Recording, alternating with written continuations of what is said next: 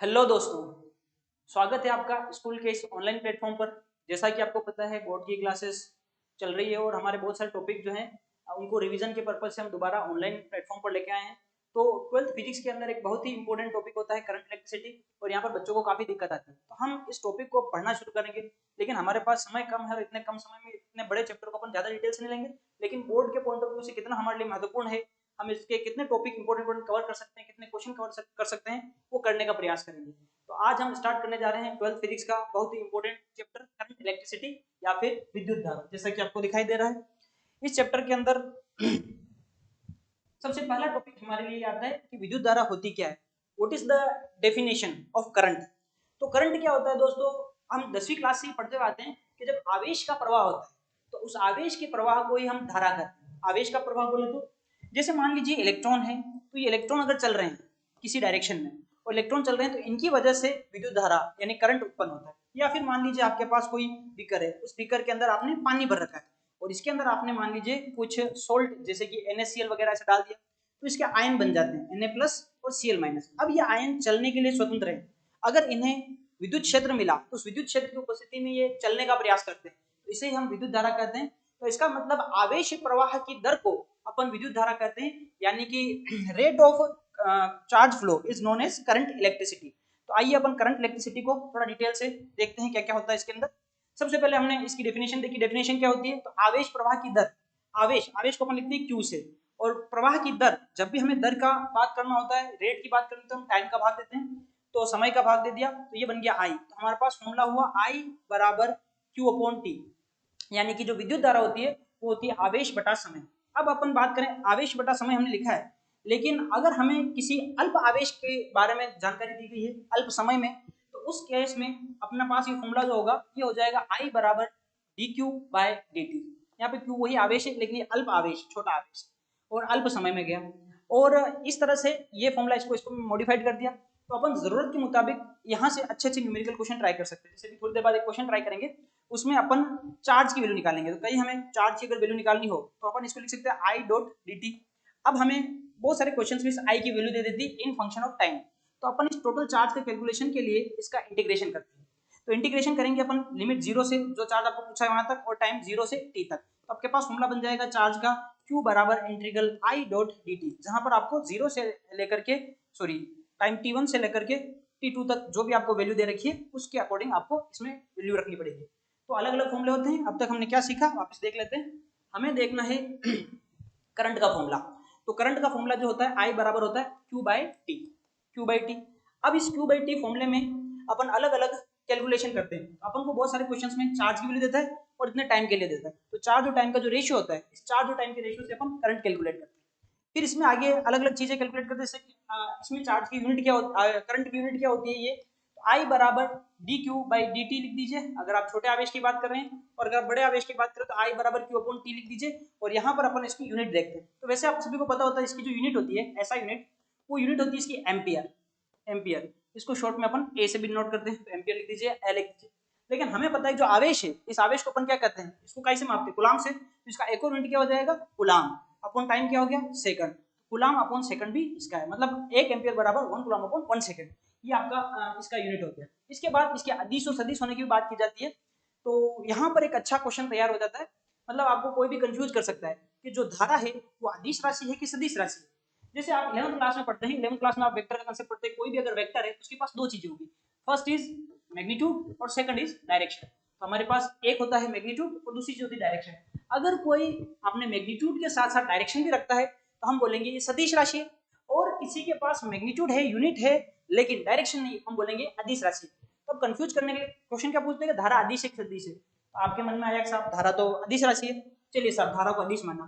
तो आपने छोटी क्लासों में ये तो जरूर पढ़ा होगा, इस तरह से दिया होता है, इसे प्रतिरोध या रेजिस्टेंस कहते हैं। यहाँ पर एक बैटरिया लगा दी और ये V वोल्ट की बैटरी है और यहाँ से करंट जा रहा है, इसको मैं बोल देता हूँ पॉइंट A, इसको मैं बोल देता हूँ पॉइंट B। अब आपसे पूछा गया बताइए इसमें करंट किधर से किधर जा रहा है, तो आपका सिंपल सा आंसर होगा करंट A से B की तरफ जा रहा है, क्योंकि ये बैटरी का हाई वोल्टेज है, लो वोल्टेज। अब ये A से B की तरफ करंट जा रहा है, अच्छी बात है, लेकिन आपने इसकी डायरेक्शन फिक्स कर दी। और अगर आपने करंट की डायरेक्शन फिक्स कर दी, आपने तो बोल दिया ना धारा की दिशा होती है, आप धारा को अदिश बोलेंगे सदिश, तो आपके मन में डाउट आता है, अच्छा इसमें दिशा होती है तो धारा को सदिश बोलना चाहिए। तो धारा एक सदिश राशि यानी कि वेक्टर क्वांटिटी है। ठीक है, ऐसा मैं कह नहीं रहा हूँ, ऐसा बता रहा हूँ, सजेस्ट कर रहा हूँ। अब देखिए वेक्टर किसको कहते हैं, जिसके पास मैग्नीट्यूड हो, डायरेक्शन हो, लेकिन साथ साथ वो सारे के सारे वेक्टर लॉ को फॉलो करते हैं। वेक्टर लॉ क्या होता है, जैसे एक सिंपल सा एग्जांपल लेते हैं, ये ए वेक्टर है और इसका मैग्नीट्यूड है, ये बी वेक्टर है, इसका मैग्नीट्यूड, या ये भी ए वेक्टर मान लो सेम मैग्नीट्यूड का, और इनका रिजल्टेंट चाहिए, तो इनका रिजल्टेंट इनके बीच में से कहीं आएगा। और इस रिजल्टेंट का अगर आपने फॉर्मूला पढ़ा हो 11th क्लास में, क्या होता है, under the root a square plus b square plus 2ab cos theta, theta इन दोनों के बीच का एंगल है। इस फॉर्मूले से सॉल्व करते हैं, अगर दोनों वेक्टर a वेक्टर है 120 के एंगल पर है, 120 डिग्री का एंगल दे रखा है मान लीजिए a वेक्टर पे, इनका रिजल्टेंट जो होगा वो रिजल्टेंट 1 के बराबर होगा। ये दोनों 90 पर है, इनका रिजल्टेंट √2a होगा, 60 पर है तो √3 इस हिसाब से कन्वर्ट हो जाएगा। लेकिन ये आप देख रहे हैं कि अगर आपके पास दो वेक्टर है तो उस वेक्टर को सोल्व करने के लिए आपको वेक्टर लॉ लगाना पड़ता है, यानी जो भी सदिश राशि होती है वो सदिश नियमों की अनुपालना करती है। यहाँ पर आ जाइए धारा की बात करें, आपने एक पॉइंट देख करके बोला धारा सदिश राशि, बेटा धारा की कोई दिशा नहीं होती, मतलब धारा वेक्टर लॉ को फॉलो नहीं कर रही, दिशा तो होती है वेक्टर लॉ को फॉलो नहीं कर रही, तो फिर इसको अदिश बोला जाए सदिश। तो आपने कहा अगर वेक्टर लॉ को फॉलो नहीं कर रही है तो इसको अदिश बोल दिया जाए। तो अब आपके पास दो ऑप्शन आ गए, धारा को अदिश बोल सकते हैं, सदिश बोल सकते हैं। तो यहाँ पर मैं कहना चाहूंगा धारा सदिश नहीं है, धारा अदिश राशि। कैसी राशि है, अदिश। अगर आपको एमसीक्यू में ऑप्शन मिलते हैं तो अदिश सदिश से एक को चुनना पड़ता है तो आप अदिश को चुनेंगे, सदिश को नहीं चुनेंगे।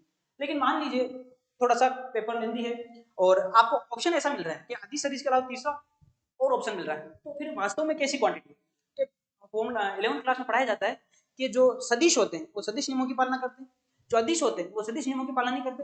लेकिन कुछ ऐसे होते हैं जो सदिश नियमों की पालना नहीं करते लेकिन उनकी खुद की दिशा होती है, मतलब अलग अलग डायरेक्शन में उनका मैग्नीट्यूड चेंज हो सकता है, उन्हें कहा जाता है प्रदिश राशि, इन टेंसर क्वांटिटीज।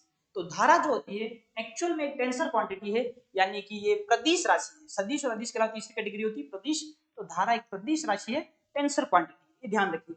लेकिन अगर आपको ऑप्शन में अदिश और सदिश में सुनना है तो फिर आप बेटे अदिश को देंगे, यानी कि स्केलर को देंगे, है ना। तो ये हमने धारा की यूनिट की बात करी। अच्छा, धारा की यूनिट आपने क्या पढ़ी, एक बार फिर से देख लेते हैं धारा की यूनिट, पूरा ही गायब कर देते हैं। धारा अदिश है कि सदिश है, धारा अदिश राशि या फिर प्रदिश राशि, Q अपॉन T। अब इसकी यूनिट की बात करें तो यूनिट आपने क्या सीखी, पहली यूनिट इसकी यूनिट होती है एम्पियर, इसको ऐसा यूनिट कर सकते हैं, ये एम्पियर है, एम्पियर को ए से डिनोट करते हैं। दूसरी यूनिट इसको अपन क्या लिख सकते हैं, कूलाम अपॉन सेकंड। ठीक है, तीसरी यूनिट बता रहा हूँ, इसको अगर आप कूलाम को एब्सोल्यूट कूलाम लें, एब्सोल्यूट कूलाम अपॉन सेकंड ले लें तो फिर ये हो जाएगा एब्सोल्यूट एम्पियर। एब्सोल्यूट एम्पियर धारा का एक मात्र क्या हो गया, एब्सोल्यूट एम्पियर। इसके अलावा अपन एक और ले लें स्टेट कूलाम, स्टेट कूलाम का काम में लेते हैं, स्टेट कूलाम अपॉन सेकंड। ये कूलाम को मैं सी भी इसलिए लिख रहा हूँ क्योंकि मेरे आदत में कूलाम को सी लिखने के बजाय सी भी पड़ा हुआ है। अपन पढ़ते हैं ना सेकंड वाला चैप्टर, तो उसमें होता है क्यू बराबर चाय वाला, तो इसमें जो था कैपेसिटेंस यानी धारिता, धारिता को सी लिखते हैं। उस चक्कर में ये और ये सेम नहीं हो जाए तो मेरी शुरू से आदत रही मैं कूलाम के साथ छोटा सा डी लिख देता हूँ ताकि अलग अलग हो जाए। तो absolute state coulomb upon second जो होता है, स्टेट कूलाम अपॉन सेकंड को अपन क्या कहते हैं, इसको अपन कहते हैं स्टेट एम्पियर, स्टेट एम्पियर। तो जैसा आपको उचित लगे, जो आपका यूनिट चल रहा है उसके हिसाब से एम्पियर होता है, कूलाम अपॉन सेकंड होता है, एब्सोल्यूट एम्पियर होता है और स्टेट एम्पियर होता है, एब्सोल्यूट एम्पियर स्टेट एम्पियर, ये इसके बारे में आपने पढ़ा है। नेक्स्ट आगे बढ़ते हैं, टाइप्स ऑफ करंट यानी धारा के प्रकार। तो धारा कितने तरह की होती है, जैसा कि आपको पता है, एक होती है डीसी डायरेक्ट करंट, इसको अपन कहते हैं डायरेक्ट करंट, डायरेक्ट करंट, और एक होती है एसी, इसको अपन कहते हैं अल्टरनेटिंग करंट, अल्टरनेटिंग करंट। तो धारा दो तरह की होती है। अब डायरेक्ट करंट जो होती है इसे अपन क्या कहते हैं, तो इसे अपन दिष्ट धारा कहते हैं, डायरेक्ट करंट को दिष्ट धारा कहा जाता है। और दूसरा जो होता है अल्टरनेटिंग करंट, इसको अपन प्रत्यावर्ती धारा कहते हैं, प्रत्यावर्ती धारा। तो प्रत्यावर्ती धारा हो गई और दूसरी दिष्ट धारा हो गई। अब आप पूछेंगे प्रत्यावर्ती धारा क्या है, दिष्ट धारा क्या है। सिंपल सा कंसेप्ट है भाई साहब, जो धारा, जो करंट टाइम के साथ अपने डायरेक्शन नहीं बदलता है उसे अपन डीसी करंट कहते हैं, और जो टाइम के साथ अपना मैग्नीट्यूड और अपनी डायरेक्शन यानी अपना परिमाण और दिशा दोनों बदलता है उसे अपन क्या कहते हैं, उसे प्रत्यावर्ती धारा या फिर अल्टरनेटिंग करंट कहते हैं। अब आप कहेंगे डायरेक्शन वायरेक्शन का क्या रोल है, देखो ये जो है इस तरह से आपने अगर देखी हो तो ये एसी करंट होता है जिसमें ये पॉजिटिव साइकिल होता है, नेगेटिव साइकिल, पॉजिटिव साइकिल, ऐसे। तो ये करंट का वैल्यू है और ये टाइम है, टाइम के साथ करंट का वैल्यू अगर बदल रहा है तो इसे अपन एसी करंट कहते हैं, और टाइम के साथ करंट का वैल्यू अगर कांस्टेंट चल रहा है तो इसे अपन डीसी करंट कहते हैं। अच्छा तो ये टाइम के साथ इसका वैल्यू कांस्टेंट है ना, ये डीसी करंट हो गया, और जो टाइम के साथ अपना वैल्यू बदल रहा है वो एसी करंट हो गया। अब यहाँ पर अलग अलग तरह के सवाल पूछ सकते हैं बच्चे, क्लास में पूछते हैं कि सर इस तरह का कोई ग्राफ दे दिया तो क्या होगा, अब आप इसको एसी कहेंगे डीसी कहेंगे, तो इन सब के जवाब है ये मिक्स करंट होता है और इसको भी अपन सोल्व करते हैं। लेकिन ये जो आप क्वेश्चन पूछेंगे ये आपके एसी वाले चैप्टर में सोल्व किए जाएंगे, यहाँ पर मैं ओनली डीसी करंट की बात करूंगा। तो डीसी करंट से रिलेटेड बात करेंगे इस वक्त, इनको अपन छेड़ेंगे नहीं। बस ये ध्यान रखना कि इस तरह की धारा कोई होती है इसे एसी करंट कहते हैं, अपन डीसी पे फोकस करते हैं ना। डीसी करंट की बात करें तो ये कहाँ से अपन को डीसी करंट मिलता है, इसका सोर्स क्या है डीसी करंट का। तो डीसी करंट के सोर्स की बात करें तो आपके पास जो सेल होते हैं उन सेल में प्रवाहित होने वाली धारा डीसी धारा होती है। सेल जिसको बोले तो घड़ी का सेल हो गया, मोबाइल की बैटरी हो गई, या फिर रिमोट का सेल हो गया, या फिर आपके घरों में जो बैटरी लगी होती है वो वाली बैटरी, जो किसी भी बैटरी के रेजिस्टेंस से वायर लगा करके उसे रेजिस्टेंस से करंट गुजारते हैं तो डीसी करंट होता है। तो सेल हो गया, बैटरी हो गई, बैटरी। और बात करें तो एक होता है डीसी जनरेटर, डीसी जनरेटर। तो डीसी जनरेटर के अंदर डिस्ट धारा। अब एसी धारा कहाँ से निकलेगी, एसी धारा का सोर्स होता है एसी जनरेटर। एसी जनरेटर का मतलब एसी जनित्र जनरेटर होता है, आप शादियों में देखते हैं डीजे एक साथ लगा होता है, वो एसी जनरेटर होता है, एसी करंट पैदा कर रहा है, और ये डीसी जनरेटर। तो इस तरह से धारा दो टाइप की होती है। हमें इस चैप्टर में मेनली डीसी पढ़ते हैं, इसके सभी चैप्टर में अपन डीसी पढ़ते हैं, मतलब अपन जितना पढ़ा लगभग इस बुक में डीसी पढ़ रहे हैं। लास्ट का जो चैप्टर है अल्टरनेटिंग करंट, उसमें अपन एसी पढ़ेंगे, सेकंड लास्ट चैप्टर है। उसके बाद लास्ट में एक सेमीकंडक्टर नाम से चैप्टर आता है, उसमें अपन अलग अलग डिवाइस पढ़ते हैं जो एसी को डीसी में, डीसी को एसी में कन्वर्ट करते हैं। हाँ, अपन एसी को डीसी में कन्वर्ट कर सकते हैं बेटा, एसी को आप डीसी में कन्वर्ट कर सकते हैं और डीसी को एसी में कन्वर्ट कर सकते हैं। एसी को डीसी में कन्वर्ट करने,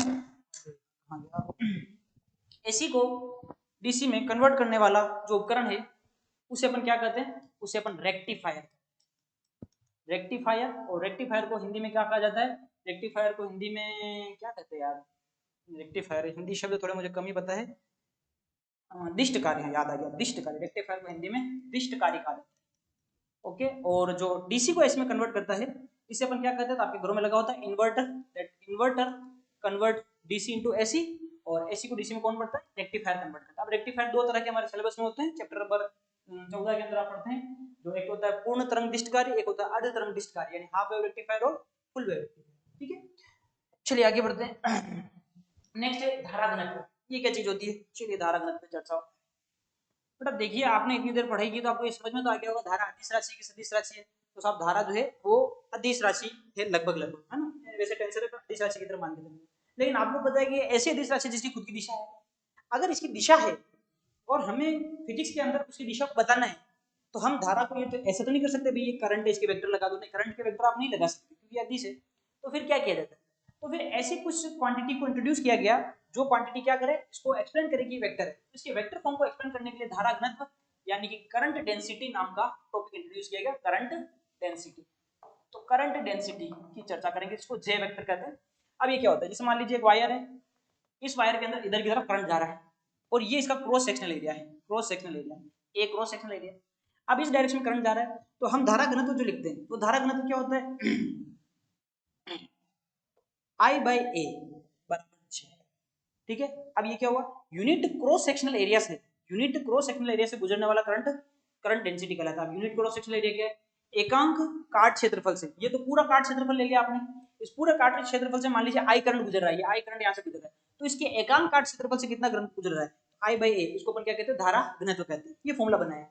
लेकिन कहीं कहीं पे अपन को क्या मिलता है, इस तरह का मिल गया, मान लीजिए ये वायर है, ये वायर है और वायर यहाँ से तिरछा कटा हुआ है, तिरछा कटा हुआ है, और तिरछे वायर का जो एरिया है आपको ए दे रखा है, तिरछे वायर का एरिया आपको क्या दे रखा है, ए, और यहाँ पे करंट कैसे गुजर रहा है, और आपसे पूछा धारा घनत्व क्या है, तो आप यहाँ पे धारा घनत्व करंट डेंसिटी जो बताएंगे जे बराबर आई बाई ए, ये बताया आपने। लेकिन यहाँ पर क्या होता है कि ये तो आप तिरछा एरिया ले रहे हैं, उस तिरछे एरिया से आप सोचिए कि यूं अगर होता तो करंट जो गुजर रहा है, और एक यूं है ये तो करंट गुजर रहा है, तो यहाँ पे एरिया ज्यादा हो गया, तो आपकी जो डेफिनेशन है वो 100% सेटिस्फाइड है। तो हम यहाँ पर एरिया की डायरेक्शन निकालते हैं, सतह के लंबवत बाहर की ओर, ये एरिया वेक्टर है। अब ये भी आपको नई चीज पता चली होगी, वैसे दूसरे चैप्टर में आ जाता है कि एरिया जो है वो सदिश राशि वेक्टर है। अब जैसे मेरा हाथ है, इसका एरिया है, तो ये एक वेक्टर क्वांटिटी है। अब इसकी डायरेक्शन किधर होती है, अगर आपके पास 2D ऑब्जेक्ट है तो ये एरिया वेक्टर की डायरेक्शन है, ये एरिया वेक्टर की डायरेक्शन है। और अगर आपके पास 3D ऑब्जेक्ट है, 3D ऑब्जेक्ट जिसमें अपने पास कुछ पढ़ा नहीं है, बस समझ लीजिए 3D ऑब्जेक्ट जो जैसे सिलेंडर हो गया, क्यूब हो गया, बॉल हो गया, 3D ऑब्जेक्ट है। तो मैं 2D ऑब्जेक्ट समझाऊं, जिसमें हथेली 2D मान लीजिए, तो ये भी एरिया वेक्टर की डायरेक्शन, ये भी एरिया वेक्टर की डायरेक्शन, दो डायरेक्शन।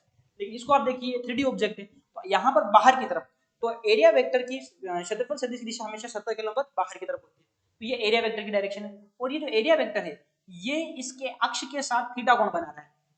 हमें एरिया वेक्टर यहाँ पर देखें तो यहाँ पर एरिया वेक्टर ये वाला है जो दिखा रखा है, तो ये 0 डिग्री एंगल बना रहा है। हमें क्या करना पड़ेगा, या तो इस करंट का इधर कंपोनेंट लेवे, या एरिया वेक्टर का इधर कंपोनेंट ले, तो हमारे लिए आसान ये होता है कि करंट इधर गुजर रहा है तो हम इस एरिया वेक्टर का इधर की तरफ एक घटक ले लेते हैं, तो ये ए है तो ये हो जाएगा ए कोस थीटा। तो यहाँ पर अपना जो फॉर्मूला बनेगा J बराबर I upon A cos theta, ये हो जाएगा आपका धारा घनत्व। तो धारा घनत्व I बराबर क्या हो गया, ये हो गया धारा घनत्व I, J बराबर I upon A cos theta, और यहाँ पे लिखा J बराबर I अपॉन A। तो रियल फॉर्मूला तो ये है, आप इसको इस पे अप्लाई करिए। जब आप इसका एरिया यूं कर देते हैं तो एंगल थीटा कितना हो गया 0, वो 0 की वैल्यू कितनी हो जाएगी 1, तब ये फॉर्मूला बन जाएगा। तो मेन फॉर्मूला अपन ये याद रखेंगे कि जो करंट डेंसिटी होती है दैट इज J बराबर I बाई A। अब इसको थोड़ा सा सेट करते हैं, I बराबर JA कोस थीटा, ये फॉर्मूला बना। अब अपन छोटी क्लास में 11th क्लास में पढ़ते हैं, जैसे मान लीजिए A vector dot B vector, तो इसको अपन क्या लिखते हैं A B कोस थीटा, यानी आप समझ गए जब दो कोई मैग्नीट्यूड है उनके साथ प्रोडक्ट में कोस थीटा आ रहा है तो वो एक दूसरे के अदिश गुणनफल होते हैं। इसी तरह से दो मान लीजिए A वेक्टर है क्रॉस B वेक्टर है, तो इसको अपन क्या लिख सकते हैं AB sin theta, AB sin theta. तो AB cos थीटा होता है, AB sin थीटा होता है। हालांकि ये जो मैंने लिखा है ये तो सही है AB cos थीटा, ये लिखा है गलत है। क्यों गलत है टेक्निकली, क्योंकि A क्रॉस B जो होता है वो प्रोडक्ट भी ये सदिश है, दो सदिशों के सदिश गुणनफल से मिलने वाली राशि भी सदिश होती है। और मैंने जो लिखा है यहाँ पे सिर्फ मैग्नीट्यूड लिखा है, डायरेक्शन नहीं लिखी। तो दो तरीके, या तो यहाँ पे n की लिख दूं तो डायरेक्शन हो जाएगी, या फिर मैं इनका मैग्नीट्यूड लिख दूं। अब सही लिखा है। मैं तो ये समझाना चाह रहा A क्रॉस B होता है तो AB sin थीटा आता है, और A डॉट B होता है AB cos थीटा आता है। अगर cos थीटा आ रहा है मतलब डॉट प्रोडक्ट है, और अगर sin थीटा आ रहा है फिर क्रॉस प्रोडक्ट है। यहाँ पर आप देखिए इसमें cos आ रहा है क्या फॉर्मूले में, अगर cos आ रहा है तो पक्का अगर ये वेक्टर फॉर्म में लिखे जाए दोनों तो इनके बीच में डॉट लगना चाहिए। तो अपन I वेक्टर को क्या लिख सकते हैं, सॉरी I को क्या लिख सकते हैं J vector dot A vector. तो यहाँ से पता चल गया धारा घनत्व तो सदिश राशि। ये नोट्स अगर लिखाते तो लिखाते क्लास में धारा घनत्व तो एक सदिश राशि है, और इसका अगर यूनिट की बात करें तो एम्पियर पर मीटर स्क्वायर, ये इसका यूनिट होता है। तो ये हमने बात करी किसकी, धारा घनत्व। ड्रिफ्ट वेलोसिटी, ड्रिफ्ट वेलोसिटी क्या होती है समझते हैं। देखो क्या होता है, एक कंडक्टर है मान लीजिए, अपवहन वेग, हालांकि मैंने बीच में एक दो टॉपिक स्किप किए हैं पर कोई बात नहीं, काम काम के टॉपिक देखते हैं। ये कंडक्टर है, कंडक्टर मतलब छोटा सा वायर का टुकड़ा है, इसको जूम करके देख रहे हैं। अब मैंने इसके साथ अभी बैटरी नहीं जोड़ी, जब तक मैं इस कंडक्टर के साथ बैटरी नहीं जोड़ता हूँ तब तक इसमें इलेक्ट्रॉन है कि नहीं है, तो इसमें अथाह अनंत इलेक्ट्रॉन है, बहुत सारे इलेक्ट्रॉन। और जब इसमें बैटरी जोड़ दूंगा तब भी इसमें इलेक्ट्रॉन होंगे। अभी इलेक्ट्रॉन चल रहे नहीं चल रहे, जब तक बैटरी नहीं जोड़ी तो चल रहे हैं, बहुत अच्छे से चल रहे हैं इलेक्ट्रॉन। लेकिन होता क्या है कि यहाँ पे बहुत सारे इलेक्ट्रॉन थे, ये और इलेक्ट्रॉन एक दूसरे से रैंडम टकरे करते रहते हैं, इससे टकराया, इससे दे बचो, तो इलेक्ट्रॉन टकराता है, और अल्टीमेटली जो इलेक्ट्रॉन टकरा रहा है लास्ट में अपनी उसी पोजीशन पे पहुंच जाता है। कोई पार्टिकल चलना शुरू किया और अपने उसी पोजीशन पे आ गया, उस पोजीशन पर आने की वजह से उसका नेट जो ड्रिफ्ट होगा, नेट जो उसका विस्थापन होगा वो शून्य होगा। विस्थापन शून्य है तो विस्थापन बटा समय, अगर आप वेग करना चाहते हैं यहाँ पे वेग शून्य है, तो ये जो वेग है यहाँ पर शून्य आ गया। इसको अपन क्या कहेंगे, इसको अपन कहेंगे average thermal velocity. Average thermal velocity क्या होता है, आपने 11th क्लास में फॉर्मूला पढ़ा होगा, एनर्जी जो होती है एक पार्टिकल की 3/2 kT, ये एक कण की ऊर्जा होती है। तो टी क्या है टेम्परेचर, और यहाँ पर के क्या है बोल्ट्जमान कांस्टेंट। तो रूम के टेम्परेचर पर, कमरे के ताप पर, 300 केल्विन ताप पर हर पार्टिकल की कुछ ना कुछ एनर्जी होती है, नहीं होती है, होती है। तो उस एनर्जी की वजह से वो पार्टिकल वाइब्रेट करता है, तो उसमें बहुत सारे इलेक्ट्रॉन वाइब्रेट कर रहे हैं, और वाइब्रेट करते करते एक दूसरे से टकरे। जब ये इलेक्ट्रॉन एक दूसरे से बहुत सारी टकरे करते हैं तो इसकी वजह से इनके पास जो वेलोसिटी है इसे थर्मल वेलोसिटी कहते हैं, यानी इसे उष्मीय चाल या तापीय चाल का, और तापीय चाल के से इलेक्ट्रॉन दौड़ रहे हैं। अब दौड़ते दौड़ते इलेक्ट्रॉन अल्टीमेटली अपनी उसी पोजीशन पे पहुंच गया। इसी तरह सारे इलेक्ट्रॉन देखे गए, कोई इधर भाग रहा है इसका उल्टा उधर भी भाग रहा है, कोई इधर भाग रहा है तो इधर भी भाग रहा है, तो इन सबका एवरेज निकालेंगे वेलोसिटी का, एवरेज थर्मल वेलोसिटी 0 आती है। तो किसी भी कंडक्टर में अगर बैटरी नहीं लगी हो तब उसकी एवरेज वेलोसिटी 0 होगी। थोड़ी देर बाद अगर डेरिवेशन करेंगे, को नहीं पता मैं डेरिवेशन करूंगा अगर करी तो डेरिवेशन में अगर कहीं एवरेज थर्मल वेलोसिटी लिखना पड़ा तो मैं एवरेज थर्मल वेलोसिटी को कितना रखूंगा, 0 रखूंगा, क्योंकि जब तक हम बैटरी नहीं लगाते हैं तब पार्टिकल चलते रहते और चल करके वापस उसी पोजीशन पे आ जाते हैं, या फिर एक की वेलोसिटी इधर है दूसरी वेलोसिटी इधर है, एक की इधर एक की इधर, किसी भी फैक्टर समझो तो कुल मिला के एवरेज वेलोसिटी थर्मल वेलोसिटी 0 आती है। ताप के कारण जो इसकी उष्मीय चाल है, तापीय चाल है, वो 0 आती है। ठीक है, अब हम क्या करते हैं, हम थोड़ा सा मामला आगे बढ़ाते हैं और हम इनको क्या करते हैं बैटरी से जोड़ देते हैं। क्या हो रहा है, इसको बैटरी से जोड़ दिया, बैटरी से जोड़ा, ये एक बैटरी लगा दी हमने। जब इसकी बैटरी लगा दी तो बैटरी लगाते क्या होता है, ये नेगेटिव टर्मिनल ये पॉजिटिव टर्मिनल, ये पॉजिटिव ये नेगेटिव, और इधर की तरफ पॉजिटिव से नेगेटिव इलेक्ट्रिक फील्ड बन गया, इलेक्ट्रिक फील्ड बना। तो ये इलेक्ट्रिक फील्ड इस कंडक्टर के अंदर बना है, जो कंडक्टर के अंदर इलेक्ट्रिक फील्ड बनता है तो हर इलेक्ट्रॉन पर एक फोर्स लगता है। हमने फर्स्ट चैप्टर में पढ़ा है कि मान लीजिए इधर की तरफ विद्युत क्षेत्र है, ये विद्युत क्षेत्र ई सदिश है। अब यहाँ पे माइनस क्यू आवेश पड़ा हुआ है, तो माइनस क्यू आवेश पर विद्युत क्षेत्र से विपरीत दिशा में फोर्स लगता है एफ, और यहाँ पे प्लस क्यू आवेश पड़ा हुआ है, तो प्लस क्यू आवेश से पर विद्युत क्षेत्र की दिशा में फोर्स लगता है एफ, ठीक है ना। तो दोनों पे फोर्स लगते हैं। नेगेटिव चार्ज पर इलेक्ट्रिक फील्ड की अपोजिट डायरेक्शन में फोर्स लगता है, और पॉजिटिव चार्ज पर इलेक्ट्रिक फील्ड की डायरेक्शन में फोर्स लगता है ना। अपने पास इलेक्ट्रॉन है यहाँ पर, और इलेक्ट्रॉन को अगर आप देखें तो इलेक्ट्रॉन पर चार्ज नेगेटिव होता है, इलेक्ट्रिक फील्ड इधर है, तो इलेक्ट्रॉन को फोर्स किधर लगेगा, इधर की तरफ, इधर की तरफ फोर्स लगेगा। अब आप देखिए, आप कभी मेले वेले में गए हो तो आप चुपचाप खड़े हैं, आपको टक्कर लग रही है बहुत सारी, सेम कंडीशन इलेक्ट्रॉन के साथ हो रही है, लेकिन जो पूरी भीड़ है वो एक तरफ दौड़ी चली जाती है। सेम कंडीशन इसके साथ हो रही है, आपने बैटरी लगी तो हर इलेक्ट्रॉन को फोर्स महसूस हो रहा है इलेक्ट्रिक फील्ड की अपोजिट डायरेक्शन, ठीक है ना। तो इलेक्ट्रिक फील्ड की अपोजिट डायरेक्शन में इसको फोर्स महसूस होता है, टक्कर कर रहा था पहले की कंडीशन, टिचुक टिचुक टिचुक टिचुक उसी जगह पे आ गया। अब क्या करता है, टिचुक टिचुक टिचुक टिचुक उसी जगह पे आया, लेकिन पहले की पोजीशन से थोड़ा सा खिसक गया। किसका, टिचुक टिचुक टिचुक टिचुक किसका। अब इसको करने में काफी लंबा टाइम लग रहा है, बहुत लंबे टाइम तक ये खिसक के यहाँ से यहाँ तक आया। तो इस टाइम पे इसकी जो वेलोसिटी होगी इसे ड्रिफ्ट वेलोसिटी कहते हैं। इस वेलोसिटी को वीडी, इसी वेलोसिटी को मैं कैलकुलेट करना चाहता हूँ। तो ड्रिफ्ट वेलोसिटी जो होती है ये कैसे कैलकुलेट की जाती है ये अपन देखते हैं, ठीक है। आपको कंसेप्ट समझ में आया क्या कहना चाहते हैं। सबसे पहले क्या करते हैं, सबसे पहले एक एल लंबाई, इसमें लैंग्वेज लिखनी पड़ती है जब ड्रिफ्ट वेलोसिटी डेरिवेशन करते हैं। तो सबसे पहले सर्वप्रथम हम एक स्मॉल एल लंबाई का चालक तार की कल्पना करते हैं जिसका अनुप्रस्थ काट क्षेत्रफल ए है। इसे हम V वोल्टेज की बैटरी से जोड़ते हैं, चालक के अंदर विद्युत क्षेत्र E हो जाता है, इलेक्ट्रॉन का आवेश E है, इस पर लगने वाला फोर्स वगैरह ऐसे लिखते हैं इंग्लिश में।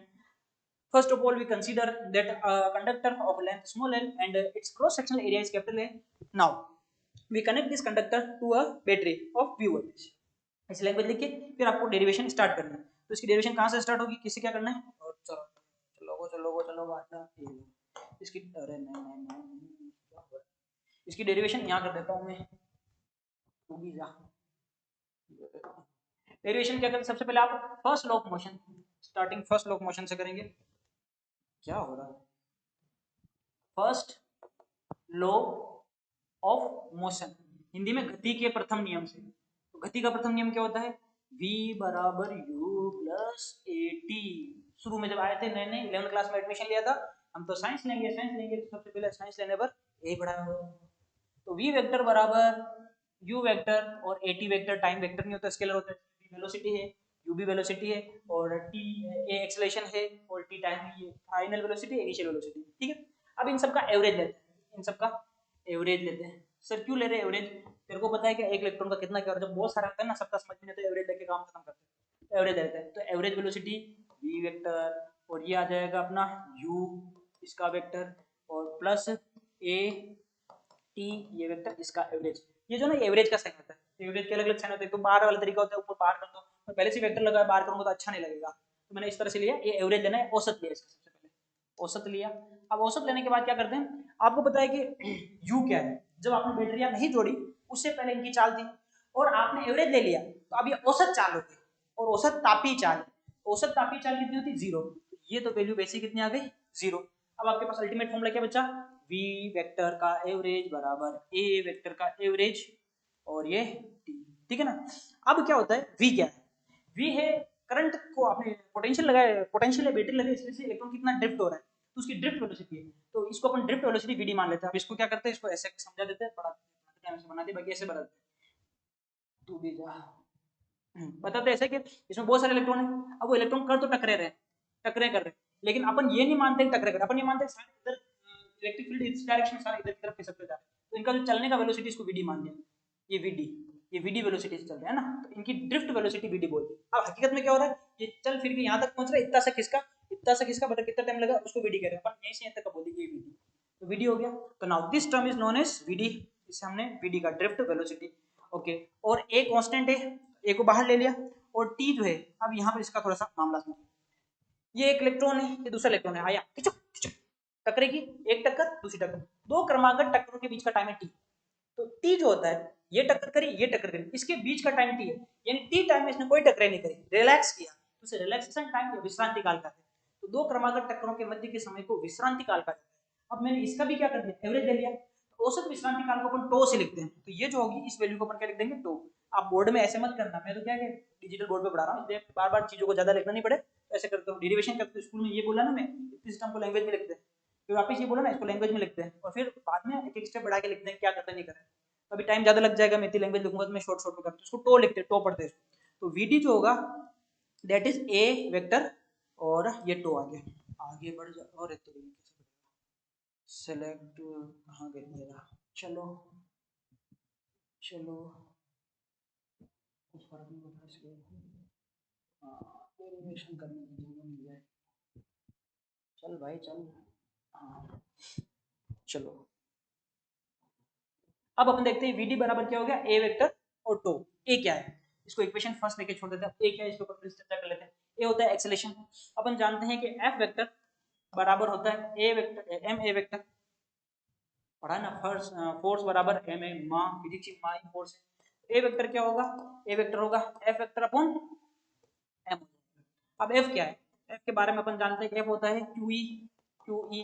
अब यहाँ पर क्यू क्या है, चार्ज अपने पास क्या, इलेक्ट्रॉन, इलेक्ट्रॉन का चार्ज क्या होता है माइनस ई, और ये ई वेक्टर, ई क्या है इसका इलेक्ट्रिक फील्ड। तो यहाँ से एफ वेक्टर की वैल्यू ये रख दी मैंने, तो ये बन जाएगा ए वेक्टर बराबर माइनस ई, ई वेक्टर बटा हुआ एम। ठीक है, आपके पास इक्वेशन फर्स्ट है, इस इक्वेशन फर्स्ट में इसकी वैल्यू रख देंगे। तो फिर से रुको रुको तो ऊपर चाहिए, हाँ जी, तो समीकरण एक में चल चल चल समीकरण एक में ए सदिश का मान रखने पर, ए सदिश का मान रखने पर, समीकरण एक में ए सदिश का मान रखेंगे, तो समीकरण एक में जब इसका वैल्यू रखते हैं तो समीकरण एक कहाँ गई, वी वेक्टर चली गई, चलो कोई बात नहीं, वी डी वेक्टर बराबर यहाँ पे ए वेक्टर और आगे टो लिखा हो, तो ए वेक्टर की वैल्यू कितनी हो जाएगी minus E, E vector upon M two, और इसको अच्छे से खोल के लिखेंगे, फिर से अच्छे से खोल के रखेंगे तो क्या हो जाएगा, लोड हो रहा है क्या धीरे, वी डी वेक्टर बराबर minus E, E vector M और टो, इसको कहते हैं ड्रिफ्ट वेलोसिटी। ये वेक्टर फॉर्म में अदिश रूप में, तो सिर्फ वैल्यू रखनी पड़े अदिश रूप में, अदिश रूप में, तो अदिश रूप में क्या होगा वी डी बराबर ई टो अपॉन एम। यहाँ पर हर एक चीज को क्या कहा गया है वी डी, इसके अकॉर्डिंग बोल रहा हूँ, वी डी क्या है drift, drift speed, sir velocity है ना, नहीं बेटा अब वेलोसिटी नहीं बोलूंगा, मैंने वेक्टर कहाँ लगाया, तो ये ड्रिफ्ट स्पीड होगी। ई क्या है, ई है charge of electron, charge of electron Hindi में बोल देता हूँ, ये अपवहन चाल है, ये इलेक्ट्रॉन का आवेश है। ई क्या है, विद्युत क्षेत्र, इलेक्ट्रिक फील्ड है, तो इलेक्ट्रिक फील्ड या विद्युत क्षेत्र है, इसके एफ लिखा इलेक्ट्रिक फील्ड है।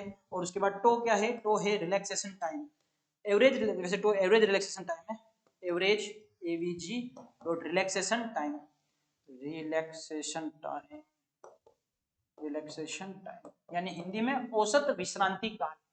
अब देखिए इस फॉर्मूले में काफी कुछ चीजें समझाई गई है, जैसे छोटा हो और छोटा हो, अब नहीं होगा क्या, अरे भाई चल जा चल जा चल जा चल जा, एक मिनट रुकना पड़ेगा, लोड हो रहा है, चल गया। अब देखो ये जो डायग्राम बना था अपने सामने, चल ये जो आपको डायग्राम दिखाई दे रहा है, इस डायग्राम में आप देखिए कि आपने जो इलेक्ट्रिक फील्ड लगा रखा है वो इस डायरेक्शन, ठीक है, इलेक्ट्रिक फील्ड इस डायरेक्शन में, इलेक्ट्रॉन का फोर्स किधर लग रहा है, इलेक्ट्रिक फील्ड के अपोजिट डायरेक्शन में, इधर इलेक्ट्रिक फील्ड इधर, फोर्स इधर, यूं चल रहे हैं फोर्स के अगेंस्ट, मतलब इलेक्ट्रिक फील्ड इधर और इलेक्ट्रॉन का फोर्स उधर लग रहा है, तो जिस डायरेक्शन फोर्स लग रहा है इलेक्ट्रॉन चल के इधर, इलेक्ट्रिक फील्ड इधर लग रहा है, तो अपना जो फॉर्मूला बना अल्टीमेटली वीडी, वीडी बराबर क्या बना minus E E tau by M, दो लाइनें क्यों आती है, सॉरी ये कहाँ चुका ई टो अपॉन एम, और ये वेक्टर फॉर्म है। अब आप देखिए क्या इस फॉर्मूले में माइनस आ रहा है, ये माइनस किस बात को बता रहा है, ये माइनस इस बात को बता रहा है कि इलेक्ट्रिक फील्ड इधर, इलेक्ट्रॉन का वेलोसिटी इधर, ऐसे है ना, तो ये ड्रिफ्ट वेलोसिटी का फॉर्मूला है। अल्टीमेटली ड्रिफ्ट वेलोसिटी का फॉर्मूला क्या होता है, वीडी बराबर ई टो अपॉन एम, ई क्या है इलेक्ट्रॉन का चार्ज, ई क्या है ये वाला बड़ा वाला, ये इलेक्ट्रिक फील्ड है, एम क्या है मास ऑफ इलेक्ट्रॉन, ये मास ऑफ इलेक्ट्रॉन लिखा नहीं लिखा, चेक कर लेते हैं, नहीं लिखा कोई बात, एम जो है यहाँ पे क्या है मास ऑफ इलेक्ट्रॉन, नहीं चलेगा नहीं चलेगा नहीं चलेगा, चल जाओ चल जाओ, मास ऑफ इलेक्ट्रॉन, ये है मास ऑफ इलेक्ट्रॉन, इलेक्ट्रॉन का द्रव्यमान, ठीक है, तो ये हमने इसकी डेरिवेशन करी, ऐसे सारी डेरिवेशन कर सकते हैं अपन, तो टाइम कम ज्यादा डेरिवेशन करेंगे नहीं, अगला क्या है गतिशीलता, मोबिलिटी, मोबिलिटी को भी अपन डिफाइन कर सकते हैं, जैसे कि ड्रिफ्ट वेलोसिटी था वीडी, वीडी बराबर क्या था अपने पास ई, ई टो बाई एम। अब यहाँ पर आप देखिए, इसको आप देखना चाहें तो वीडी बराबर ई, क्या वैल्यू बदले हैं इसमें, तो एम और ई, मैंने अलग क्यों लिखा, आपने एक कंडक्टर लिया सर, ये कंडक्टर है, क्या इस कंडक्टर में जितने भी इलेक्ट्रॉन चले सबका चार्ज बराबर होगा? यस, ये वैल्यू कांस्टेंट ही। तो एवरेज रिलेक्शन टाइम बराबर होगा, मास इलेक्ट्रॉन बराबर होगा, तो ये वैल्यू कांस्टेंट है। क्या मैं लिख सकता हूं VD directly proportional to E? मैं ये समझाना चाह रहा हूं कि ड्रिफ्ट वेलोसिटी इलेक्ट्रिक फील्ड के डायरेक्टली प्रोपोर्शनल। आपने इलेक्ट्रिक फील्ड बढ़ा दिया, बैटरी इलेक्ट्रिक फील्ड कैसे बदलेगा? बैटरी लगाने से। आपने ज्यादा वोल्टेज की बैटरी लगा ली तो इलेक्ट्रिक फील्ड ज्यादा लगेगा, तो ड्रिफ्ट वेलोसिटी क्या आएगी? ज्यादा। और इलेक्ट्रिक फील्ड कम होगा, ड्रिफ्ट वेलोसिटी क्या आएगी? कम। यानी drift velocity directly proportional to electric field. अगर आप इसको कांस्टेंट में कन्वर्ट करें तो VD बराबर म्यू E। तो यहाँ पर एक नया कांस्टेंट बना दिया हमने, म्यू। सर म्यू क्या है? म्यू अभी तो लिखा, किसकी जगह लिखा म्यू? इसकी जगह। तो म्यू जो होता है एक्चुअली ये है E टो अपॉन M, इसी को आपने म्यू बोला है, ठीक है? तो E टो अपॉन M, ये म्यू का वैल्यू है। वैसे देखा जाए कि म्यू क्या है? म्यू को गतिशीलता कहते हैं। गतिशीलता को अपन ऐसे डिफाइन कर सकते हैं कि VD और ये म्यू और अपॉन में E, इसको कहा VD। अब इस E की वैल्यू कितना रख दो? 1। E की वैल्यू कितना रख दो? 1। डेफिनेशन क्या है? एकांक विद्युत क्षेत्र में अपवहन वेग को गतिशीलता कहते हैं। तो drift velocity in unit electric field known as mobility, इसको इलेक्ट्रॉन की मोबिलिटी कहते हैं। मोबिलिटी का मतलब चल। अगर बहुत ज्यादा भीड़ है तो इलेक्ट्रॉन आसानी से चलेगा, कम भीड़ है तो इलेक्ट्रॉन आसानी से चल जाएगा।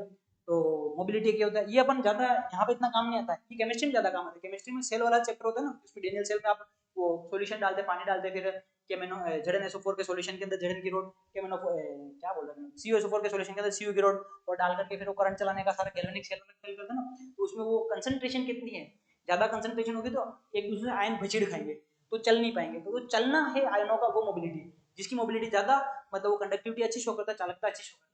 अब यहाँ पे मेरे पास बहुत सारे शब्द समझाने के लिए। एक तो मोबिलिटी है, मोबिलिटी यहाँ पे एक्सप्लेन होगी। दूसरी चीज अपने पास है VD ड्रिफ्ट वेलोसिटी है, वो मैंने समझा दिया। अब दो चीजें और है जो मैं आगे जो क्लास आएगी उसमें समझाऊंगा, क्योंकि सारी चीजें डेरिवेशन डेरिवेशन डेरिवेशन करते जाऊंगा, दिमाग थोड़ा सा भारी पड़ जाएगा। एक और क्या होता है? एक होता है अपने पास सिग्मा कंडक्टिविटी, नेक्स्ट क्लास में समझाऊंगा। एक रेजिस्टेंस है, रेजिस्टिविटी है। तो ये सारी चीजें अपन नेक्स्ट क्लास में समझेंगे। अभी आगे बढ़ते हैं। क्या सीखे? मोबिलिटी। मोबिलिटी क्या होती है? मोबिलिटी VD बराबर आगे क्या है? Relation between drift velocity and, देखो रिलेशन कैलकुलेट कर सकते हैं, ज्यादा भारी नहीं, चलो करके दिखा देते हैं। ये नहीं करने वाला था डेरिवेशन, आ गया सामने पर।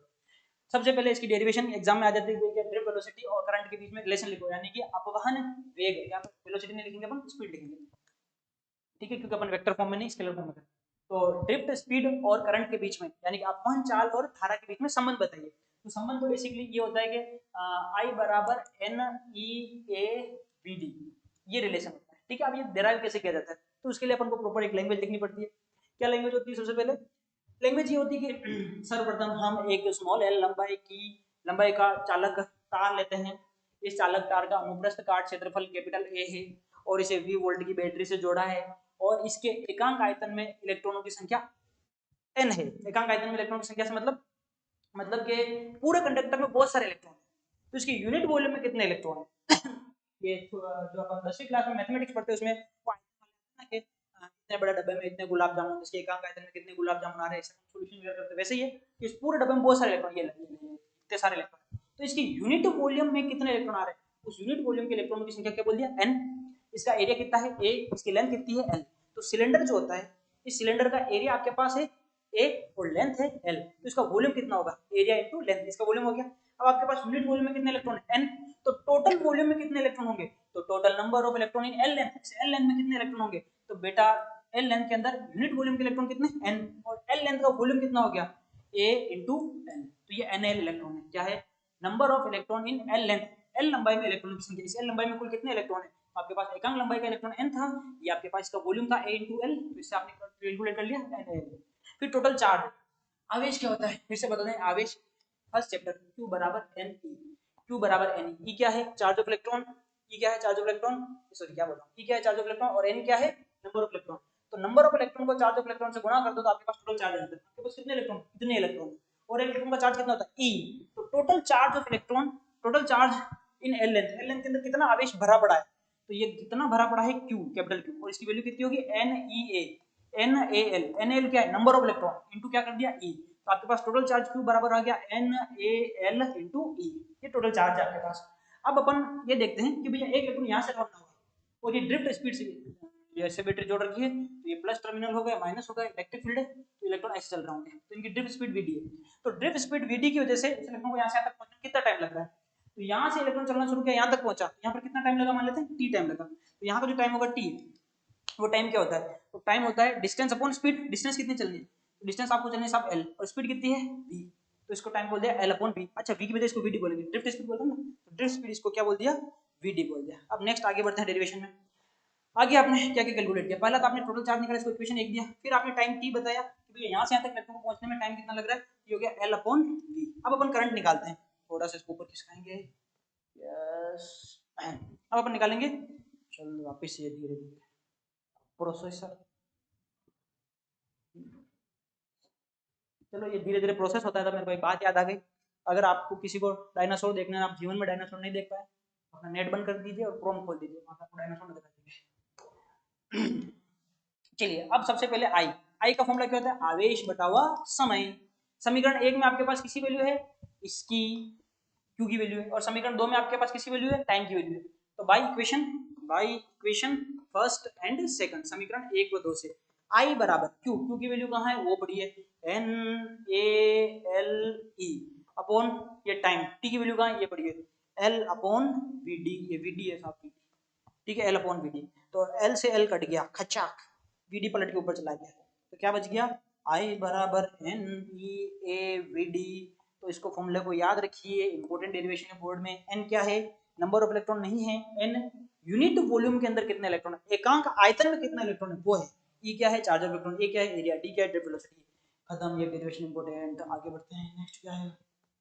ओम्स लॉ, भैया शाबाश, ओम का नियम, बहुत ही प्यारा नियम है ओम का। तो ओम का नियम क्या होता है? ये कंडक्टर है साहब, इस कंडक्टर की आप फिजिकल प्रॉपर्टीज में कोई चेंजिंग नहीं करते। फिजिकल प्रॉपर्टीज बोले तो इस कंडक्टर का ना तो आप लेंथ चेंज करते हैं, ना आप इसका एरिया चेंज करते हैं, ना इसका टेम्परेचर बदलते हैं, ना इसका प्रेशर बदलते हैं, कुछ भी चेंज नहीं करते। इसकी फिजिकल प्रॉपर्टी में कोई चेंज नहीं करते, इसकी ज्योमेट्री में कोई चेंज नहीं करते। तो इसके ऊपर बैटरिया से जोड़ के अप्लाइड पोटेंशियल करेंगे, तो पोटेंशियल जो होगा वो पोटेंशियल करंट के डायरेक्टली प्रोपोर्शनल होगा। मतलब जितना पोटेंशियल बढ़ाएंगे उतना करंट बढ़ता जाएगा। देखो करंट बढ़ाने से पोटेंशियल बढ़ता है, पोटेंशियल बढ़ाने से करंट बढ़ता है। टेक्निकली अपन वोल्टेज बदल रहे बैटरी का, तो वोल्टेज बदलने से करंट बदल रहा है, ठीक है। लेकिन अपन प्रैक्टिकल में कुछ और करते हैं, थ्योरी में कुछ और पढ़ते हैं। यहाँ पर v प्रोपोर्शनल टू आई, वहाँ i प्रोपोर्शनल टू v, तो अपन को तो यहाँ पे डेरिवेशन करनी है लिखना है। तो ओम्स लॉ क्या है? v, गलत लिख दिया मैंने, v is directly proportional to i, मतलब अपन जैसे जैसे वोल्टेज बढ़ाएंगे वैसे वैसे करंट बढ़ता जाएगा। प्रोपोर्शनल को उठाएंगे तो v बराबर क्या हो जाएगा? I R. अब ये r क्या है? यहाँ पे r को एक कांस्टेंट कहा जाता है। r क्या है? कांस्टेंट है, यानी कि एक प्रतिरोध है। कांस्टेंट को क्या कहते हैं? नेतांक है। और इस नेतांक को क्या कहा जाता है? तो इस नेतांक को अपन कहते हैं प्रतिरोध। तो बेटा r जो होगा, r r दोनों तरफ से एक ही चल रहा है, r जो होगा ये दोनों तरफ से एक जैसा क्यों चल रहा है यार? ये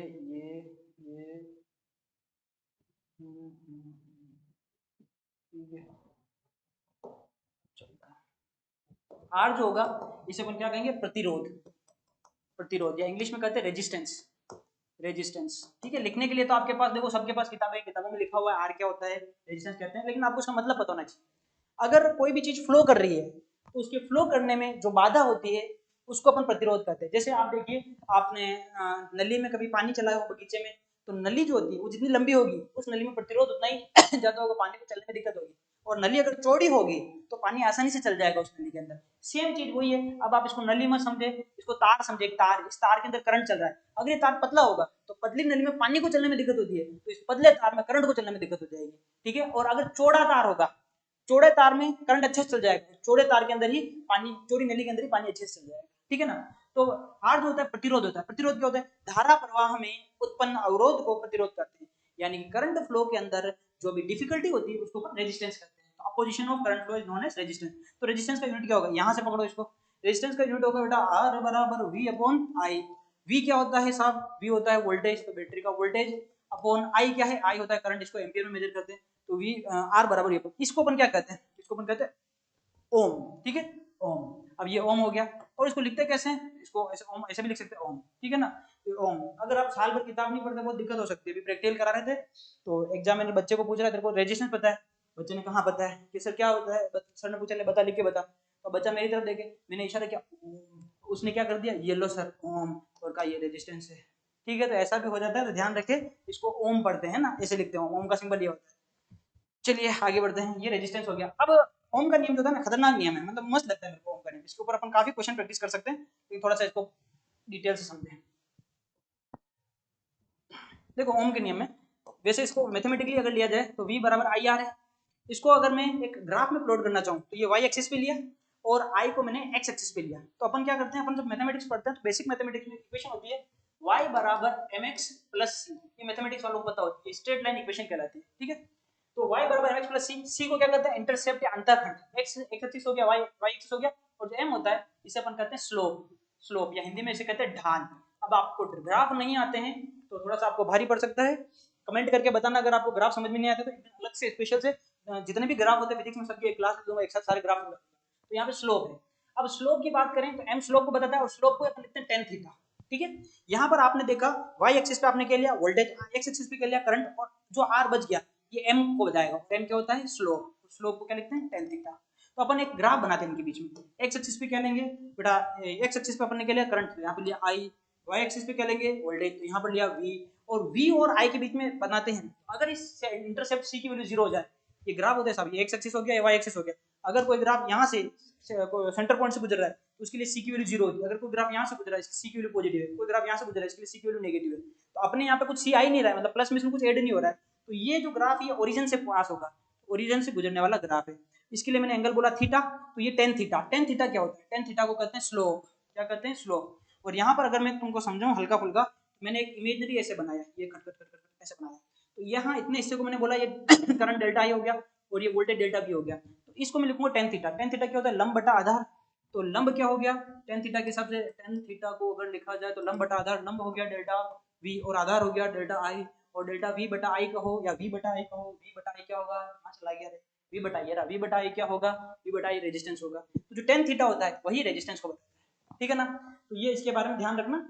यहाँ पे क्या बच्चों को कंफ्यूज करने के लिए अलग अलग तरह से परेशान करते हैं। कैसे परेशान करते हैं, जैसे कुछ क्वेश्चन होते हैं उनमें एक जगह गड़बड़ करते हैं। देखो गड़बड़ क्या करते हैं, ये वोल्टेज है ना, इसको वाई एक्सिस पे लेना है, इसको एक्स एक्सिस पे लेना है। हम लोग क्या करते हैं कलाकारी, इसको आई को यहाँ लिख देते हैं, वी को यहाँ लिख देते हैं, और बच्चा रट के बैठा है टेन थीटा जो होता है वो स्लोप होता है, स्लोप ही रेजिस्टेंस होता है, वो ये रट के बैठा है। अब यहाँ पे स्लोप रेजिस्टेंस नहीं होगा, आपने इसको आई और इसको भी लिया तो वन अपॉन आर को अपन स्लोप बोलेंगे, ठीक है। नेक्स्ट कुछ क्वेश्चन डिस्कस करते हैं।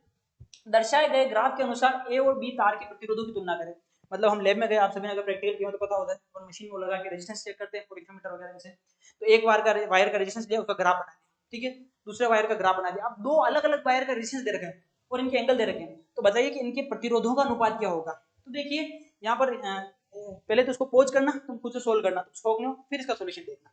तो क्या हो रहा है, आपको एक ग्राफ ए दिया, एक ग्राफ बी दिया, वी और आई। सबसे पहला जो तुमको चेक करना है, यहाँ पर नजर डालना, यहाँ पर वाई एक्सिस पे वी है कि नहीं है। अगर वाई एक्सिस पे वी है तो तुम जो सोल्व कर रहे हो वो सही है, और अगर यहाँ पे आई लिखा हुआ है तो दिमाग चलाना, वहाँ पे टेन थीटा आर के बराबर नहीं होगा, वन अपॉन आर के बराबर। तो वाई एक्सिस पे आपने क्या लिया, ये वी, और यहाँ पे लिया आई, तो आपका फॉर्मूला होता है वी बराबर आई आर। इस हिसाब से आप देखिए आपका वाई एक्सिस पर है और ये आपका एक्स एक्सिस पर है, इस हिसाब से ये आपका स्लोप हो गया भैया। और स्लोप जो होता है ये स्लोप m बराबर टेन थीटा होता है, और यहाँ पर टेन थीटा ही रेजिस्टेंस होता है। यकीन ना हो तो इसको ऐसे कर लीजिए कि v अपॉन आई कर दिया, तो v अपॉन आई को r कहते हैं, r को टेन थीटा कहते हैं, टेन थीटा को स्लोप कहते हैं। तो ये आपका मामला तैयार है। अब यहाँ पर देखिए क्या आप इसका टेन थीटा लिख सकते हैं, यस टेन थीटा इसके लिए कितना होगा 30 डिग्री, इसके लिए कितना होगा 30 डिग्री। रख मत देना, गलत आंसर आएगा। आपको थीटा हमेशा एक्स एक्सिस से मेजर करना होता है। क्वेश्चन में जानबूझ के गड़बड़ कराने के लिए यहाँ पर 30 डिग्री दिया गया है और यहाँ पर भी 30 दिया गया है, ताकि बच्चा 30 रेशियो 30 10 30 10 30 बटा 1 1 रेशियो 1 कर दे, जबकि आंसर यहाँ से निकलेगा। ये 30 डिग्री है, ये किसके लिए है, 30 डिग्री थीटा बी के लिए है, और थीटा ए के लिए आप 90 में से 30 घटाएंगे तो ये 60 डिग्री आ जाएगा। तो थीटा ए बराबर 60 डिग्री है, थीटा बी बराबर 30 डिग्री है। अब इस क्वेश्चन का सोल्यूशन होगा, आपसे रेजिस्टेंस पूछा है, resistance A ratio resistance B, तो बी क्या लिखूंगा, A ratio B. Resistance A होगा टेन थीटा किसका, बी वाला ए वाला, अपॉन ये होगा टेन थीटा किसका, बी वाला, टेन थीटा बी वाला। अब टेन थीटा ए, टेन ए कितना हो गया 30 डिग्री, तो ये हो जाएगा बेटा टेन 30 डिग्री, और ये कितना हो जाएगा टेन 60 डिग्री। यहाँ पे बी जो है गलत कर दिया, गलत कर दिया, गलत कर दिया, टेन बी 60 डिग्री। तुम दोनों ही गलत हो। यहाँ पर टेन ए लेना है, ए कितना है 60 डिग्री और बी कितना है 30 डिग्री। अब कुछ लोग क्या करते हैं, काटा खट खट, ये 2 और 1 ऐसा नहीं होता है, ठीक है। ध्यान रखना, ये टेन 60 से टेन 30 दो बार मत काट देना, ऐसा नहीं होता, इसमें वैल्यू रखनी पड़ती है। तो देखो टेन जीरो की वैल्यू कितनी होती है, जीरो, फिर 1/√3, फिर 1, फिर √3, फिर इन्फिनिटी। तो टेन 30 की वैल्यू √3, और ये क्या है 1/√3, और ये कितना हो गया 3:1, क्योंकि √3 ऊपर जाएगा, √3 × √3 3 हो गया, रेशियो 1। तो इसका आंसर था 3:1। अच्छा क्वेश्चन था। एक और क्वेश्चन, अरे आप देख सकते हो भाई, मेरे को कितना सारा पढ़ाना है, इतने सारे हैं, पर इतना हो नहीं पाएगा। देखते हैं कितना होता है। दूसरा क्वेश्चन, यहाँ पे आपको ए और बी का रेजिस्टेंस का रेशियो बताना है। तो वही टेन थीटा वाला कंसेप्ट अब यहाँ पे भी आपके साथ खेला खेला गया। आपको दिया टेन थीटा, आप खुश हो गए, टेन थीटा है 30 डिग्री, फिर देखा बी 15 डिग्री, अब रोने लग गए। टेन 15 की वैल्यू कैसे निकालोगे? सीखा है कभी टेन 15 की वैल्यू निकालना? मैथमेटिक्स है तब तो ठीक है, अगर बायोलॉजी वाले हो तो निपट जाओ, घबराना नहीं। अगर आपको 10 15 दिया, यहाँ पे 15 डिग्री दिया है, तो सोचो आप जो एंगल मापते हो कहाँ से मेजर करते हो? हमें एंगल एक्स एक्सिस से मेजर करना है। तू साथ के साथ पूछ सकती है, हमें एंगल एक्स एक्सिस से मेजर करना है। एक्स एक्सिस से एंगल कितना हुआ? थीटा ए 30 डिग्री। अब ये जो दिया है ना, ये इन दोनों के बीच का एंगल है। आपको कहाँ से चाहिए? आपको तो एक्स एक्सिस चाहिए, ये एल है। कितना हो गया? 30 और 15 45। तो थीटा बी जो है बेटा ये 45 डिग्री है। ठीक है, अब तो सिंपल है। आर ए का रेजिस्टेंस बटा आर बी का रेजिस्टेंस, क्या लिखेंगे? 10 थीटा ए बटा 10 थीटा बी। ओके, 10 थीटा ए, 10 थीटा ए कितना होता है? 30 डिग्री, 10 30 डिग्री यल है 10 30। 10 थीटा बी ये रहा 45, 10 45। तो 10 30 की वैल्यू कितनी हो जाएगी? 1/√3, 1/√3, और 10 45 की वैल्यू 1। तो यहाँ पर R A ratio R B आपसे पूछा गया है, तो R A ratio R B 1/√3। Okay, इतना सिंपल क्वेश्चन है, देख लो कितना सिंपल है। देखो तुम पोज करके अगला क्वेश्चन करना। हाँ जी, या पोज हो जाओ एक बार और इसका देखिए करो सोल्यूशन। आधा घंटा अब मैं करता हूँ। ठीक है, अगर तुमने सच में पोज करके इसको सोल्व किया है तो तुम्हारे आंसर गलत जाएंगे, कारण तुमने पहली नजर यहाँ नहीं डाली। इस बार तुम्हारे साथ खेला खेला गया है। यहाँ पर आई दिया है, यहाँ पे वी दिया है, दो तरीके, या तो एंगल इधर से निकाल लो। अगर ऐसा क्वेश्चन ए भी नहीं दिया, सॉरी बच्चों, मैंने पहले ही ट्रिक बता दी, इसमें गड़बड़ क्या की थी और ए, कोई बात नहीं। यहाँ पर जो आप देखेंगे वी और आई में ग्राफ है, जब ग्राफ ग्राफ जो होगा आई वर्सेस वी ग्राफ हो, यानी आई जो हो वो वाई एक्सिस पे हो, वी जो हो वो एक्स एक्सिस पे हो, उस टाइम पे रेजिस्टेंस जो होता है that is 1/10 theta. Resistance 1/10 theta होता है। ठीक है, तो यहाँ से अपन कैलकुलेट कर लेते हैं। ये वाला, ये आपका बी दिया है, तो ये है थीटा बी, और ये बताओ कितना लेंगे? 30 नहीं लेंगे यहाँ पे। थीटा ए जो होगा that is 60 degree. Okay, solve करते हैं। आर ए बट्टा आर बी बराबर 1 ये इसको करते हैं 10 ए, और इसके बटों में चला जाएगा 10 बी थीटा बी। ओके, अब 10 थीटा ए, 10 थीटा ए कच्चे 10 थीटा ए कितना हो गया? 10 60 डिग्री, और 10 थीटा बी कितना हो गया? 10 30 डिग्री। अब कितना हो जाएगा? आर ए आर बी बराबर 10 30 डिग्री 1/√3, 10 60 डिग्री √3। तो ये ऊपर का नीचे चला गया, √3 × √3 डायरेक्टली लिख दूं क्या? चलो एक बार लिख दे, √3 × √3, ये हो जाएगा 1/3। चाइनीज को चल गई 1/3। ठीक है, तो ये इसका आंसर आ जाएगा। और करते हैं, कितना टाइम हो गया मेरे को पढ़ाते हुए? तो अभी तो टाइम है। चलो, प्रतिरोधों का संयोजन। तो प्रतिरोधों का संयोजन दो तरीके से होता है, एक होता है श्रेणी क्रम संयोजन और एक होता है समांतर क्रम संयोजन। तो अपन प्रतिरोधों का श्रेणी क्रम संयोजन पहले करते हैं। अब आपके मन में पहला सवाल देख के सिलेबस में, बेटा ये संयोजन सिलेबस में नहीं है, लेकिन आप खुद सोचिए, एनसीईआरटी के पन्ने पलटिए, वहां पे लिखा है सेलों का संयोजन, सेलों का श्रेणी क्रम संयोजन, सेलों का समांतर क्रम संयोजन। आप बिना प्रतिरोधों का संयोजन पढ़े श्रेणी क्रम, सेलों का श्रेणी क्रम और समांतर क्रम संयोजन पढ़ सकते हैं, पढ़ने को तो आप कुछ भी कर सकते हैं, लेकिन समझ में उतने अच्छे से नहीं आता, कंसेप्ट यहाँ पे क्लियर होता है।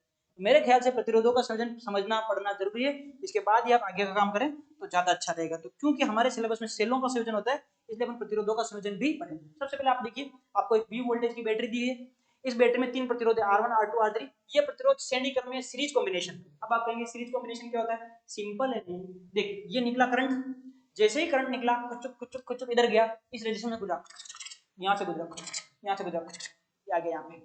क्या करंट पूरा गुजरा? करंट को रास्ते में कहीं बटना पड़ा? नहीं।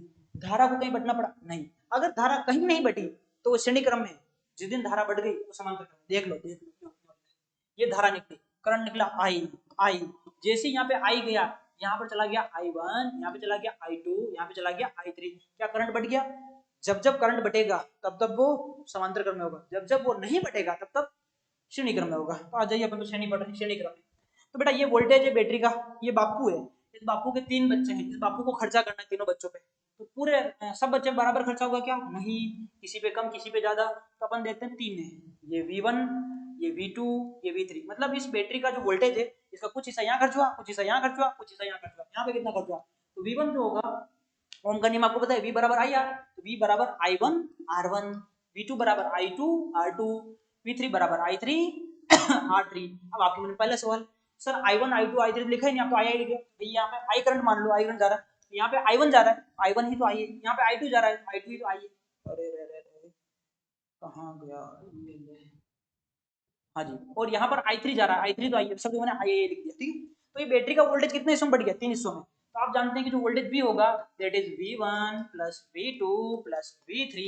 ओके, V बराबर V1 का जो है IR1, V2 कितना है IR2 और V3 का R2, V3 कितना है IR। अब आप देखिए यहाँ पे I कॉमन आ गया, तो ये हो गया I और R1 plus R2 plus R3, ये तीन आपके पास रेजिस्टेंस है। इस I को इधर भेजो, V अपॉन I बराबर क्या आ जाएगा R1 plus R2 plus R3, तो V अपॉन I हो गया। अब देखिए यहाँ पे क्या होता है, ये तो मैंने इसको ऐसे बैटरी बना दिया, मान लो इन तीनों को एक ही मान लो, और ये बैटरी आपकी V वोल्टेज की, ये से V वोल्टेज की बैटरी है, और इस बैटरी से एक ही रेजिस्टेंस जुड़ा है, इसको बोलेंगे तुल्य प्रतिरोध। इस बैटरी से एक ही प्रतिरोध जुड़ा है, इक्विवेलेंट रेजिस्टेंस, तो R इक्विवेलेंट। इस R इक्विवेलेंट के हिसाब से आप देखिए, तो इसका जो करंट निकलेगा, इसका जो रेजिस्टेंस निकलेगा, ये करंट मान लो I करंट इसमें जा रहा है, तो V बराबर I R इक्विवेलेंट, ऐसे लिखेंगे R इक्विवेलेंट, या V अपॉन I जो होगा दैट इज R इक्विवेलेंट। मतलब मैं ये कहना चाह रहा हूँ तीनों प्रतिरोधक बजाय एक ही प्रतिरोध माना जाए, तो V अपॉन I जो होगा, V अपॉन I जो होगा उस एक अकेले प्रतिरोध का तुल्य प्रतिरोध कहलाएगा। V अपॉन I जो होगा उस एक उन तीनों रेजिस्टेंस के बजाय एक ही यूज किया जाएगा, इक्विवेलेंट रेजिस्टेंस होगा। तो इसको क्या लिख सकता हूं मैं, equivalent resistance. R equivalent that is R1 plus R2 plus R3, ठीक है। अब ध्यान क्या रखना है कि जो आपका सीरीज कॉम्बिनेशन होता है, तीनों में करंट सेम रहता है, वोल्टेज बढ़ जाती है, पैरेलल में तीनों में वोल्टेज सेम रहती है, करंट बढ़ता है। यहाँ पर वोल्टेज रेजिस्टेंस के रेशियो में बढ़ता है। ये कैसे कर रहा हूँ मैं, ये आगे जाके मैं वापस समझाऊंगा, जैसे तुम समझ सकते हो। V बराबर आई आर, V बराबर आई आर, तीनों में करंट सेम है, तो V directly proportional to R, V1 ratio V2 ratio V3, R1 ratio R2 ratio R3, ऐसे निकालते हैं। तो ये R इक्विवेलेंट है। मान लो दो ही रेजिस्टेंस होते तो R बराबर R इक्विवेलेंट बराबर R1 प्लस R2, इसको छोटा करें दोनों से, ये हो जा। हाँ जी, तो अब आगे इसमें अपन और भी कैलकुलेशन कर सकते हैं। जैसे मान लीजिए केवल दो ही प्रतिरोध हो, यदि केवल दो ही प्रतिरोध हो R1 R2, या बहुत सारे प्रतिरोध, यदि यदि स्मॉल n प्रतिरोध, यदि स्मॉल n प्रतिरोध हो, स्मॉल n प्रतिरोध हो, तो R इक्विवेलेंट कैसे निकालेंगे, मतलब मैंने दो ही लिए, ऐसे R1 हो प्लस R2 हो प्लस R3 हो प्लस Rn हो, तो यहाँ पे बहुत सारे प्रतिरोध हो, तो ऐसे लिखेंगे। मान लो दो ही हो तो लिखेंगे यदि केवल दो प्रतिरोध, अच्छा इंग्लिश में नहीं लिख रहा हूँ, if small N resistance present, if only two resistance are present, if यदि दो प्रतिरोध हो, अगर दो ही प्रतिरोध होगा तो क्या लिखेंगे, आर इक्विवेलेंट बराबर R1 प्लस R2। अब मान लो दोनों ही प्रतिरोध सेम है, यदि दोनों प्रतिरोध समान हो, फिर से छोटा हो जाएगा, यदि चल जा, यदि केवल नहीं, यदि दोनों प्रतिरोध समान हो, यदि दोनों प्रतिरोध समान हो, यदि दोनों प्रतिरोध समान हो, तो अपन इसको आर इक्विवेलेंट को क्या लिखेंगे, आर इक्विवेलेंट बराबर हो जाएगा R1 plus R plus R कितना होता है 2R। अब मान लो यदि n प्रतिरोध हो, यदि स्मॉल n एक समान प्रतिरोध हो, स्मॉल n एक समान प्रतिरोध हो, यानी स्मॉल n प्रतिरोध एक जैसे हो सारे सारे, उस टाइम पे अपन कैसे लिखेंगे, आर इक्विवेलेंट बराबर, मान लो तीन होते हैं R प्लस R 3R, चार होते हैं R plus R 4R, n होते हैं R प्लस R NR, एक समान n प्रतिरोध जुड़े हो, इक्विवेलेंट क्या होता है NR। ये याद रखना, इसी नहीं लिख रहा हूँ मैं, काम की चीज है। जब बड़े बड़े क्वेश्चन होते हैं ना हाई लेवल के, उसको अपन डायरेक्ट नजरों से सोल्व कर सकते हैं, अगर ट्रिक पता है। क्या, बहुत सारे प्रतिरोध आपने श्रेणी क्रम में जोड़ दिए, सभी इक्वल है, तो उसका n गुना कर दो, वो आंसर है। जैसे 2 ओम 2 ओम 2 ओम, चार बार जुड़ा, 4 into 2 कौन सा है, तो ये श्रेणी क्रम संयोजन हमने सीखा। इसके बाद नेक्स्ट होता है समांतर क्रम संयोजन। ये समांतर क्रम संयोजन में I करंट आया, ये I करंट आया, V वोल्टेज की बैटरी बढ़ गया। बेटा पैरेलल के अंदर वोल्टेज सेम होता है, क्यों सेम होता है, उसका रीजन ये कि प्लस सिरा ये माइनस सिरा, कलर चेंज, ये लो क्या पता दिखेगा नहीं, ये लेते हैं, ये प्लस सिरा है, ये प्लस सिरा है और ये माइनस सिरा है, प्लस और माइनस दो सिरे हैं और दोनों ही खिचड़ी पका दी है। ये प्लस सिरा है और माइनस सिरा है, नहीं नहीं नहीं नहीं, ये प्लस और ये माइनस, तो दोनों एक दूसरे के अपोजिट टर्मिनल से जुड़े हुए हैं। अब देखिए इस बैटरी का ये हिस्सा इससे जुड़ा है प्लस, ये माइनस से जुड़ा है, इस पे भी वोल्टेज, इस पे भी वोल्टेज, इस पे वोल्टेज, यानी अगर इस पे आपको वोल्टेज निकालनी है तो वोल्टेज कितनी है V, इस पे वोल्टेज निकालनी है तो भी वोल्टेज कितनी है V, और इस पे वोल्टेज निकालनी है, तीनों पे वोल्टेज कितनी है V। लेकिन करंट बढ़ गया है, तो करंट बढ़ने के केस में क्या करेंगे, I बराबर I1 plus I2 plus I3, ऐसे निकालेंगे। अब आपने ओम का नियम पढ़ रखा है, तो ओम के नियम से आप देखिए क्या होता है। ओम का नियम ये कहता है कि अगर लिख दूं V बराबर आई आर, आई बराबर क्या होगा V अपॉन आर, तो इस हिसाब से अपन I1 निकलेंगे V upon R1 plus V upon R2 plus V upon R3, और ये बराबर हो जाएगा V अपॉन R इक्विवेलेंट मान लेंगे इन सबको मिला करके, ठीक है। तो इसमें से V कॉमन ले लीजिए, तो V कॉमन लिया तो 1 upon R1 plus 1 upon R2 plus 1 upon R3, और सबका कॉमन लिया और ये V आ जाएगा 1 अपॉन R इक्विवेलेंट। V से V कट गया तो अपने पास बचा क्या, एक मिनट अपने पास बचा क्या, लोड हो रहा है, 1 अपॉन आर इक्विवेलेंट बराबर 1 upon R1 plus 1 upon R2 plus 1 upon R3, ठीक है। ये पूरा हो गया, ये आर इक्विवेलेंट का फॉर्मूला। अब अपन चाहते हैं कि ऐसे n प्रतिरोध जोड़ते जाओ, जब तक तुम्हारी श्रद्धा है तब तक जोड़ते जाओ, सारे आ जाएंगे। मान लो 2 ही प्रतिरोध, ये स्पेशल केस है, आप याद रखिए। यदि केवल 2 प्रतिरोध हो, यदि केवल 2 प्रतिरोध हो, if only 2 resistance present in circuit, circuit में केवल 2 ही रेजिस्टेंस है, तो आप आर इक्विवेलेंट कैसे निकालेंगे, आर इक्विवेलेंट बराबर होगा 1 upon R1 plus 1 upon R2। अब आपको एलसीएम वाला कांसेप्ट तो आती है, एलसीएम ले लो, R1 R2 और ये ऊपर जाएगा R2 प्लस R1, और इसको पलट के ऊपर कर दो, तो ये हो जाएगा आर इक्विवेलेंट बराबर R1 R2 बटा हुआ R1 प्लस R2। ये ट्रिक ध्यान रखिए, बहुत इंपॉर्टेंट ट्रिक है। कैसे, दो ये क्वेश्चन आ गया, मान लीजिए एक 2 ओम है और दूसरा 6 ओम है, और ये दोनों बैटरी से पैरेलल में जुड़े हैं, और आपको इसका आर इक्विवेलेंट निकालना है। अब दो तरीके, 1/2 और 1/6 को सोल्व करो, अटक जाओगे। डायरेक्ट ट्रिक से कैसे करोगे, ये लो इसको पकड़ा, ये दोनों पैरेलल में है कि नहीं, यहाँ पे करंट आया बढ़ गया, क्या लिखोगे 2 × 6 बटा 2 + 6 कितना होता है 8, ये लो आंसर आ जाएगा तुम्हारा R1 R2 बटा हुआ R1 प्लस R2, ये ट्रिक है। तो 2 × 6 12 बटा हुआ 8, 12 बटा 8 को क्या लिख सकते हैं, 2 के पाड़े से काटा 6 बार, 2 के पाड़े से 4 बार, और ये घटा 3 बटा हुआ 2, 1.5 आ गया, ठीक है। ऐसे इससे एक और कंसेप्ट क्लियर होता है क्या, जैसे मान लीजिए मेरे पास ये 2 ओम और 6 ओम है, ये 2 ओम और 6 ओम को मैं श्रेणी में जोड़ता, ये 2 ओम है और ये 6 ओम, इसको श्रेणी में जोड़ता, तो इसका जो रिजल्टेंट आता दैट इज 8 ओम, 8 ओम आता। यहाँ पर मेरे पास आंसर कितना आ रहा है, 1.2 आ रहा है, 1.2 आ रहा है।